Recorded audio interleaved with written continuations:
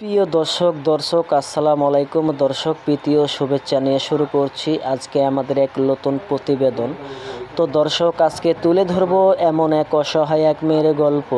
তো যে মেয়ের নাম হচ্ছে লাবণী।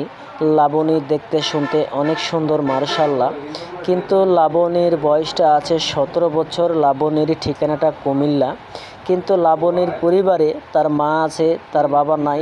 লাবণীর আরও একটি ছোট বোন আছে, কিন্তু লাবণীর মা কোনো কাজকর্ম করতে পারে না এবং বাসা থেকে রান্নাবান্না করে। তো লাবণী অ্যাকচুয়ালি মানুষের বাসায় কাজকর্ম করে। লাবণী যতক্ষণে আনে ততক্ষণে খায়, নিয়ে এসে রোজগার করে লাবণীর মাকে চালাতে হয় এবং তার ছোট বোনটাকে চালাতে হয়।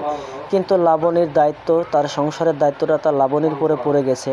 তো লাবণী বলছে, আমি দেখতে শুনতে খারাপ না, যদি আমার পাশে কেউ থাকতে চায় এবং দায়িত্বটা নিতে পারে, তো আমি ওরকম ভালো একটি ছেলে পেলে বিয়ে করে সংসার করতে চাই।